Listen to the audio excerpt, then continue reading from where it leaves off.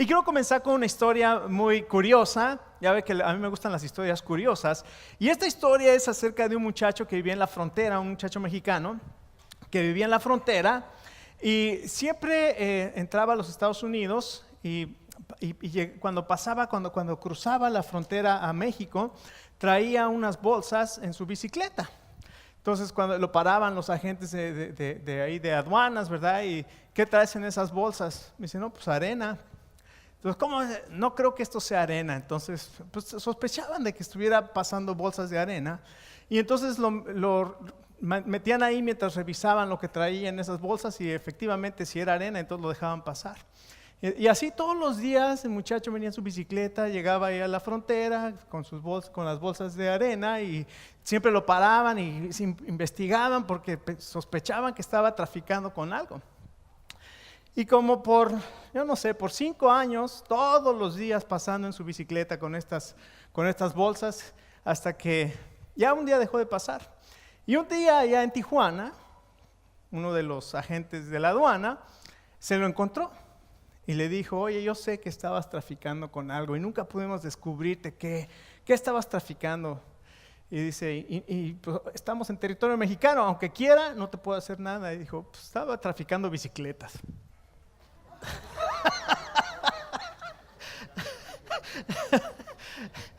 ¿Y sabe por qué le cuento esta historia?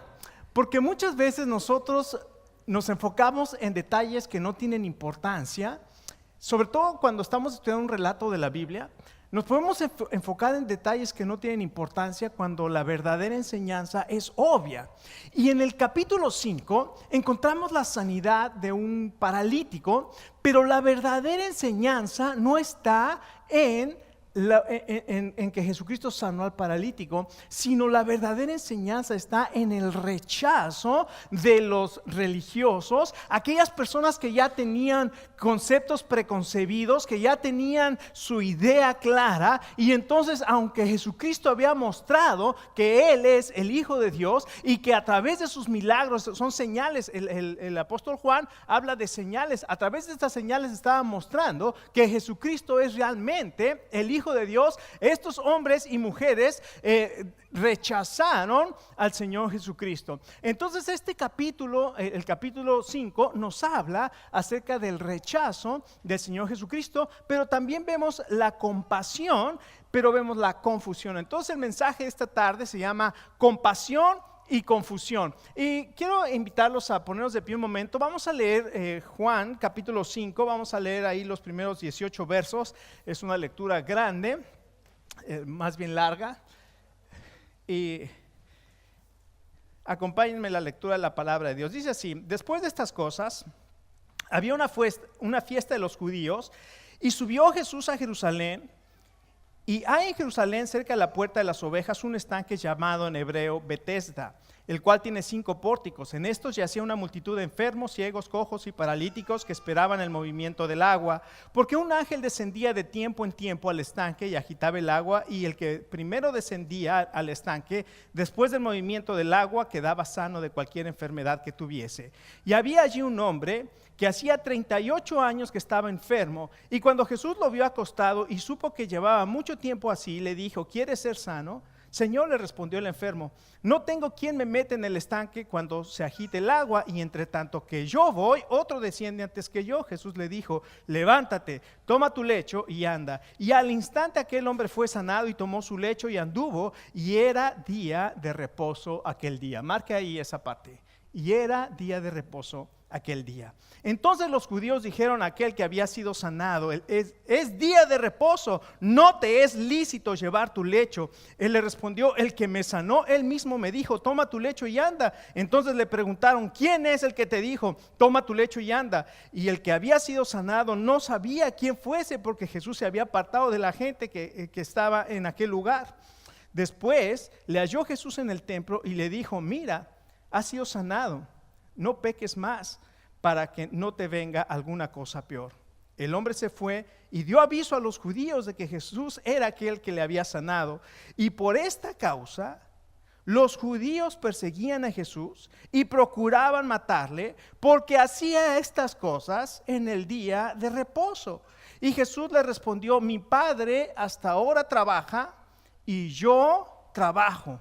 Por eso los judíos aún más procuraban matarle, porque no solo quebrantaba el día de reposo, sino que también decía que Dios era su propio Padre, haciéndose igual a Dios. Vamos a orar.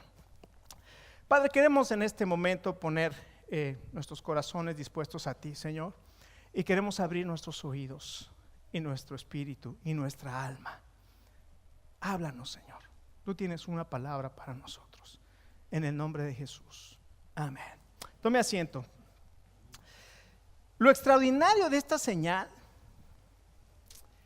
de que Jesucristo sanara a un paralítico, que ya obviamente es un milagro, es que esta señal una vez más da testimonio de quién es Jesucristo. ¿Quién es Jesucristo para ti? Contéstate esta pregunta en este momento. ¿Quién es Jesucristo para ti? ¿Un gran filósofo? ¿Un gran maestro? ¿Un gran moralista?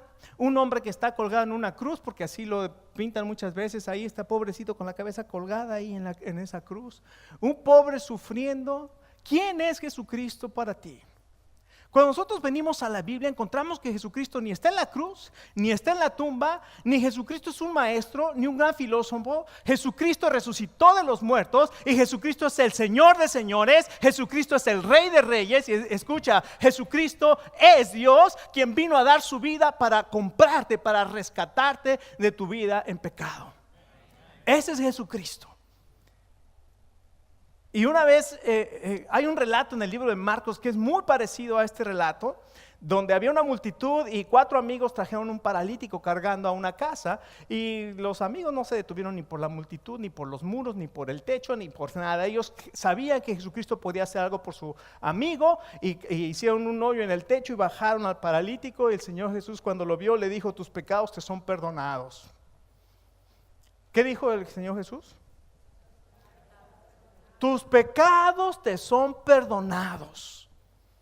Si usted estuviera ahí en esa cama tirado, con la idea como tenían en aquel entonces de que tus pecados te tenían así, y escuchas esas palabras impresionantes de Jesús que dice: tus pecados te son perdonados, imagínense nada más el impacto en el corazón de este hombre que estaba ahí.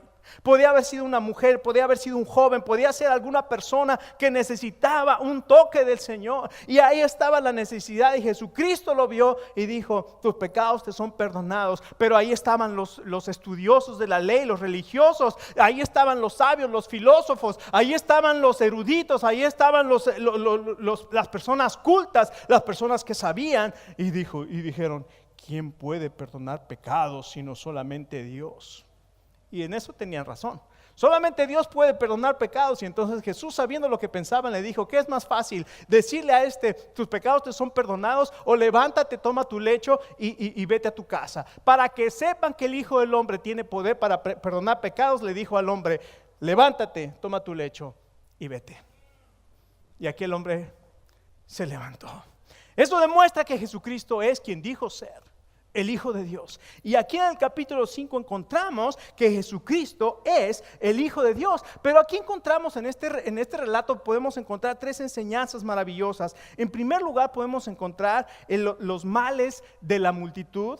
Después encontramos la compasión de Cristo, y después encontramos el rechazo de los religiosos. Entonces, en primer lugar, los primeros 5 versos nos hablan de los males de la multitud. Y dice aquí el verso 1 que el Señor Jesucristo fue a Jerusalén a pasar una de las fiestas de los judíos. No sabemos qué fiesta era. Lo único que Juan está haciendo es estableciendo la razón por la cual Jesucristo estaba en Jerusalén, porque mucho de su ministerio lo había hecho en Galilea, en Capernaum, alrededor del lago de Galilea. Entonces aquí establece que el Señor Jesucristo estaba en Jerusalén. Y dice que había ahí un pórtico y un estanque donde se juntaban los enfermos. Y ese estanque, ¿cómo se llamaba el estanque? Verso 2. Betesda. ¿Sabe qué quiere decir Betesda? Es impresionante. Cuando nosotros comenzamos a investigar lo que significa ese nombre, la palabra Betesda quiere decir casa de misericordia. Y si estas personas estaban ahí enfermos, cojos, ciegos, estaban ahí, estaban esperando y estaban buscando misericordia. Y estas personas, ahí vemos el mal de esa multitud, era una multitud que estaba en una condición lamentable. Dice que estaban enfermos, y esa palabra enfermos quiere decir en cualquier área de enfermedad. Algunas veces la traducen como debilidad. Puede ser una debilidad del alma, puede ser una debilidad psicológica, puede ser que había personas que estaban sufriendo de temores, ansiedades, como muchos de nosotros sufrimos de inseguridades, temores, ansiedades, y etcétera. Pero también había otros que estaban ciegos, otros que no podían caminar y otros que caminaban pero eran cojos, y todos esos estaban ahí. Y estas personas se reunían en este lugar porque todas tenían algo en común. Tenían algo, una condición que no les permitía tener una vida plena. No podían disfrutar de la vida plenamente. Y como les digo, muchos de ellos sufrían tal vez, y como nosotros, si nosotros lo aplicáramos a nuestros días en este momento, habría muchos de nosotros que estamos en una condición similar, sufriendo de ansiedad, sufriendo de tristeza, sufriendo de temor, de inseguridad, sufriendo de envidia. ¿Usted conoce personas que sufren de envidia? Sí, yo, nunca decimos, ¿verdad? Sí, yo, pero a veces sufrimos también de envidia, sufrimos de celos, ya sea por ceguera espiritual, sea por ceguera moral, pero hay personas que no pueden ni siquiera distinguir entre lo bueno y lo malo. Aquí había ciegos físicamente, pero hay ciegos moralmente, no pueden distinguir entre lo bueno y lo malo. Hay ciegos espirituales, no pueden ver que Jesucristo es Dios, aún con las evidencias que Él está mostrando. Y aquí estaban todos ellos conglomerados, esperando un milagro, necesitaban compasión. Y el verso 14 nos dice cuál era el origen de esa enfermedad. ¿Qué dice el verso 14? Cuando el Señor Jesús se encuentra con el paralítico, le dice, vete y no peques más, no, para que no te venga algo peor. La condición de ese hombre era así por el pecado. Y escuchen, el pecado es una cosa seria. ¿Por qué? Porque el pecado te esclaviza. El pecado te enceguece. El pecado te desensibiliza, te quita la sensibilidad, endurece tu conciencia. Y hay muchas personas que se juntan en su estado de pecado, ¿y sabe para qué? Para emborracharse.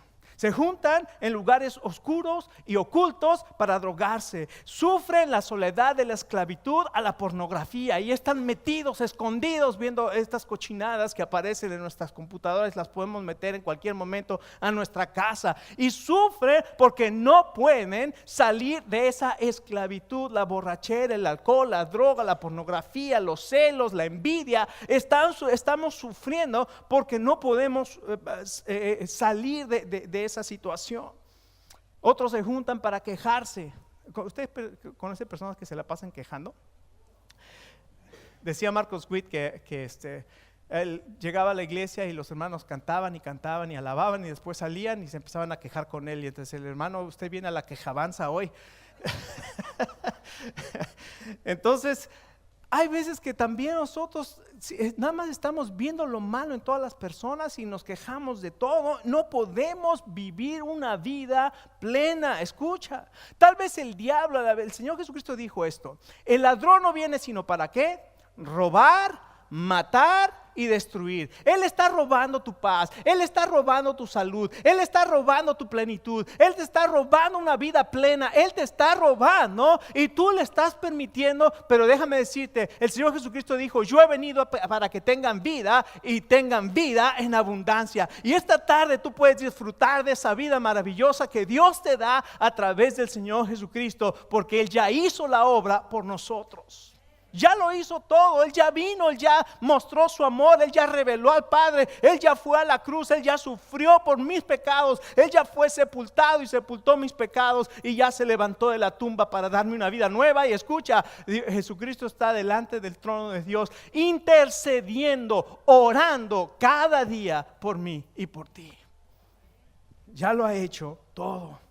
Estos hombres tenían necesidad de misericordia. Su condición era lamentable. Buscaban de alguna manera poder ser restaurados y tenían la esperanza de que ocurriera un milagro. Y la idea era que cuando el ángel venía y descendía a ese estanque, ahí había agua y de repente se movía, el primero que llegaba era sanado. Y ahí estaban todos ellos. Necesitaban un milagro. Escucha, esto es maravilloso.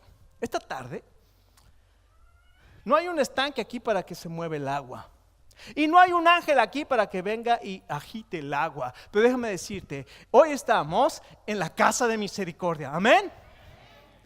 Y el Espíritu Santo está agitando tu corazón para que tú puedas creer que Él te puede sanar de todas tus debilidades. Él te puede librar de todo tu pecado. Él te puede dar una vida nueva, porque Él es Dios en carne. No solamente, y escucha, al final yo voy a hacer un llamado para que todas aquellas personas que quieran venir a Jesucristo, para todas aquellas personas, tal vez tú ya conoces a Jesucristo, pero al final yo quiero hacer una invitación para todas aquellas personas que tengan alguna carga, puedan venir y entregar su carga al Señor, puedan venir y que abramos y que hagamos una costumbre de abrir el altar que ya no se utiliza, pero vamos a hacer esa costumbre una vez más, que el Espíritu Santo mueva nuestros corazones para que podamos venir al altar y para que podamos clamar a Dios y Dios se mueva en nuestros corazones. No solamente entonces vemos la maldad de la multitud o la condición de la multitud o los males de la multitud, sino en segundo lugar, en los versos 5 al 9, vemos la compasión de Cristo. Y aquí vemos al Señor Jesucristo en este lugar que estaba lleno de personas ciegas, enfermas, cojas y paralíticas. Pero escucha, cuando Jesucristo viene, la Biblia no nos dice cuántas personas había ahí, pero dice que había una multitud de enfermos, ciegos, cojos y paralíticos. ¿Cuántas habría? ¿50? ¿30? ¿100? No sabemos. No, la Biblia no nos dice. Pero sí nos dice algo tremendo. Vio a un hombre que llevaba 38 años paralítico. Y Dios vio entre la multitud, vio a una persona única. Déjame preguntarle, ¿Jesucristo te está viendo a ti en este día? Tú eres único, eres única para Jesucristo. En medio de la multitud, tú eres único y única para Jesucristo. Y Él pone sus ojos en ti. Y qué maravilloso es saber que el Señor conoce tu corazón. Él sabía que ese hombre, nadie le dijo, tiene 38 años cojo o paralítico, tendido ahí. Nadie se lo dijo. Jesucristo lo sabía. Y qué maravilloso es saber que en esta tarde Dios conoce tus debilidades, Dios conoce tus enfermedades, Dios conoce tus luchas por las que estás pasando cada día. Él lo conoce y Jesús fija sus ojos en ti. Y esta tarde, como le preguntó a ese hombre, ¿quieres ser sano? ¿Estás escuchando la voz del Señor Jesús? ¿Quieres ser sano? ¿Quieres ser perdonado?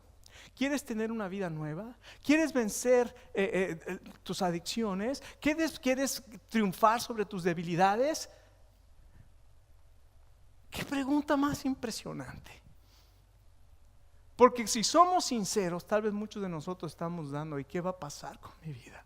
¿Qué tal si el Señor me libra de todas mis angustias? ¿Qué tal si Dios me libra de mis enfermedades? ¿Qué tal si Dios me libra de mis temores? ¿Qué voy a hacer? No sé vivir más que he vivido tantos años con ellos. No sé qué va a pasar con mi vida. ¿Y qué hizo este hombre?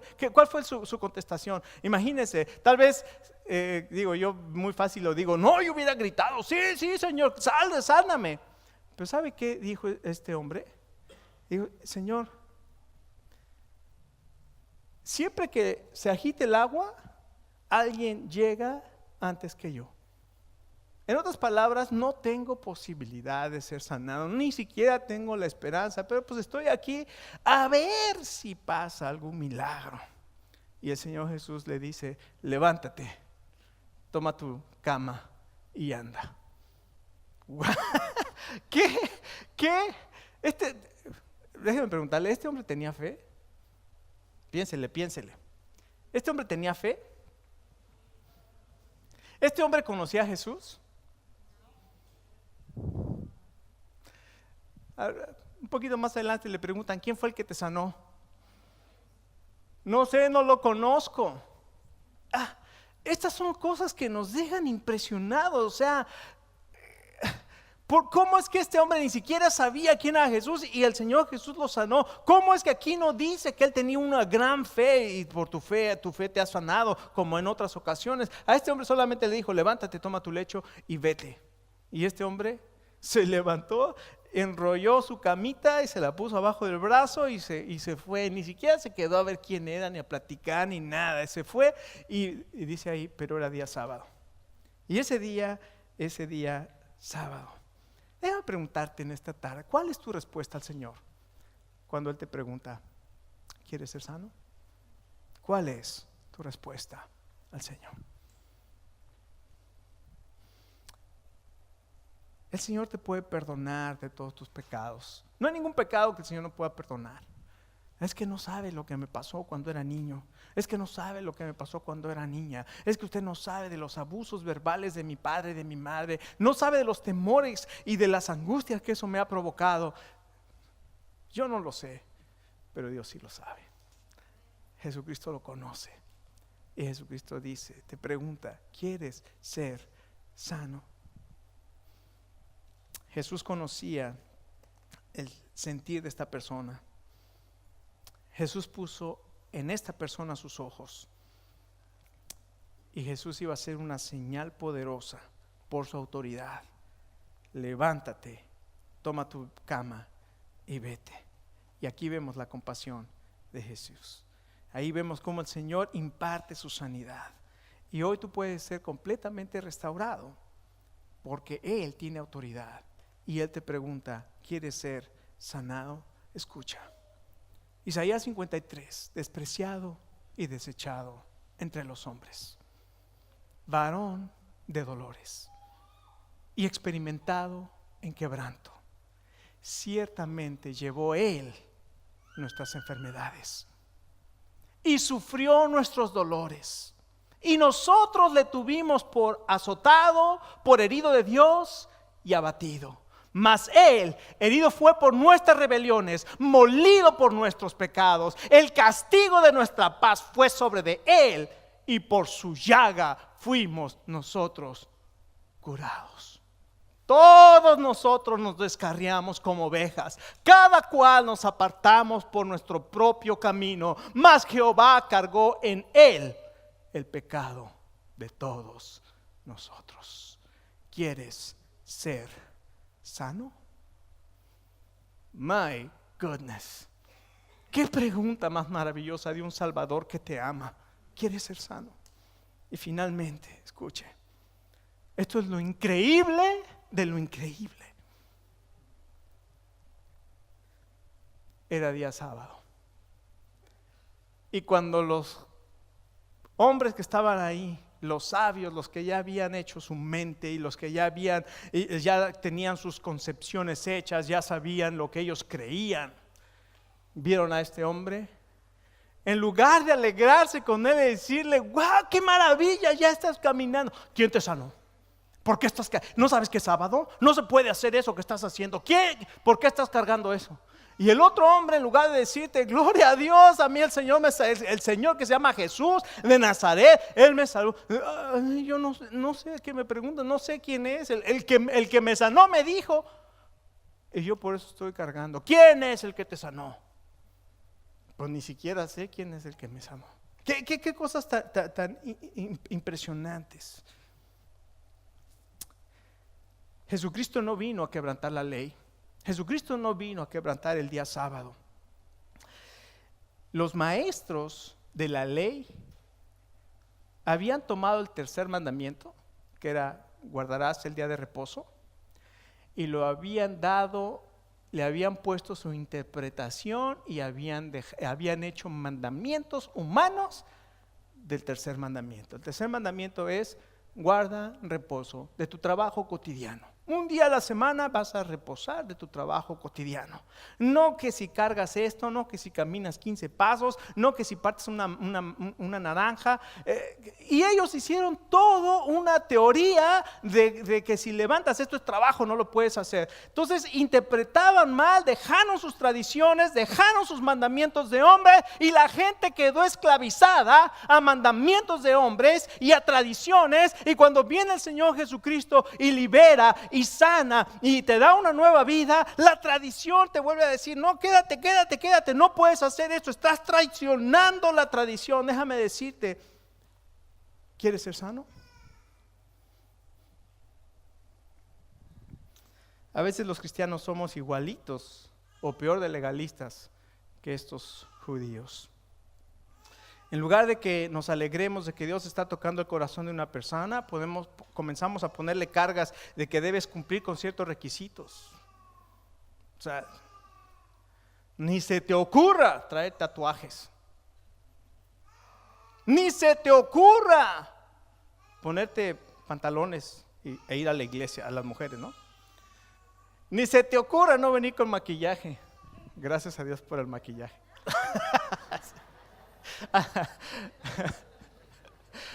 Nosotros comenzamos a juzgar con nuestras tradiciones y con nuestros estándares de madurez espiritual a las personas, y a ponerles cargas y cargas y cargas para que les sea más difícil entrar en el reino de los cielos, cuando la Biblia dice: le ha parecido al Espíritu Santo de nosotros no ponerles más cargas a los gentiles. Qué maravilloso es que ayudemos a las personas. El Señor te ha rescatado. Tal vez no entiendes ahorita muchas cosas, pero déjame discipularte, déjame enseñarte, déjame decirte lo que dice la Biblia, y comenzar a enseñar en lo que la palabra dice, y van a comenzar a ver y a descubrir por ellos mismos las riquezas y los tesoros de la palabra de Dios. Y la palabra de Dios y el Espíritu Santo te va a liberar de tantas concepciones equivocadas que nosotros tenemos, y vamos a conocer y vamos a tener una relación maravillosa con el Rey de Reyes y con el Señor de Señores, y nuestra vida va a ser una vida de adoración a Dios, porque le conocemos, no porque nos impusieron que tenía que hacer esto y no vayas al cine y no escuchas música y no bailes y no hagas esto y no hagas aquello, sino porque estoy conociendo al Rey de Reyes y Señor de Señores, y mi vida es para la adoración de Dios. Qué tremendo, ¿no? ¿Sabe qué hacía esto?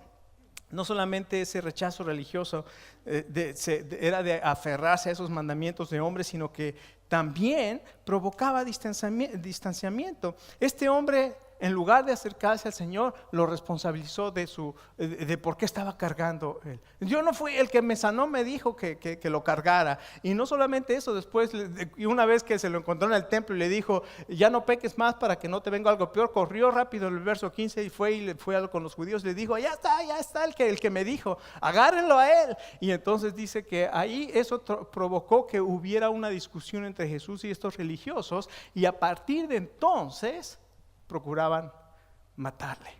Pero escuche lo interesante: Jesucristo sana a este hombre en el día de reposo. Jesucristo no vino a cumplir la ley, no a quebrarla. Y él quiso interpretar correctamente la ley. Y lo primero que les dice a estos hombres cuando vienen a cuestionarlo, les dice: hasta ahora mi Padre trabaja y yo trabajo. ¿Cuándo Dios dejó de trabajar? ¿Dios guarda el día de reposo? Pregúntale: ¿Dios guarda el día de reposo? ¿Qué día guarda el reposo? El sábado. Pero mira, cuando aquí es sábado, en otro lugar Él es omnipotente y omnisciente y omnipresente, y Él puede ser aquí sábado, pero en China ya es lunes, ya no es el séptimo día, es el primer día. Entonces se puede cambiar. Él reposó de la obra creadora, pero Él continúa trabajando. Y el Señor Jesucristo dijo: y así como el Padre trabajo, yo también trabajo. Imagínense lo que eso estaba haciendo. Y era día de reposo. Dios está trabajando en el día de reposo, yo también estoy trabajando en el día de reposo. Y eso provocó que estos hombres procuraran matar al Señor Jesucristo. ¿Por qué? Porque el día de reposo era muy importante muy importante para el judío. Y el Señor Jesucristo dice, están malinterpretando lo que Dios estableció. Y tal vez esta tarde Dios te ha llamado y Dios te quiere restaurar, sanar, dar una vida nueva, quiere que tú camines con Él. Y tal vez esta tarde tú estás prestando más importancia a cosas que a Cristo, a pensamientos que al Señor, que a ideas preconcebidas que al poder que Jesucristo ha mostrado en tu vida. ¿Qué es lo que Dios está haciendo en tu vida? ¿Qué es lo que el Señor Jesucristo te está mostrando esta tarde? Recuerda esa pregunta maravillosa. ¿Quieres ser sano? Esta es en la primera señal, el Señor Jesucristo cambió el agua en vino, y esta es la respuesta a la tragedia humana. Jesucristo cambió la tragedia en triunfo. En la segunda señal, el Señor Jesucristo sana al hijo de un oficial, y Jesús es la respuesta a las dudas de los hombres. Tremendo mensaje que presentó el pastor David Bello la semana pasada. Tú ya tienes toda la información. ¿Qué te impide caminar con el Señor de todo corazón? Y esta tercera señal nos enseña que Jesús es la respuesta a la incapacidad humana. Pero el argumento principal de esta enseñanza, de este pasaje, es cómo las tradiciones religiosas pueden incapacitar tu vida espiritual, en lugar de que tú puedas disfrutar una total restauración de Dios en tu vida. ¿Cuál es tu respuesta a Dios esta tarde? ¿Qué tienes que hacer para caminar de todo corazón con el Señor? ¿Cuál es el siguiente paso en tu vida para vivir la vida plena que Él quiere para ti?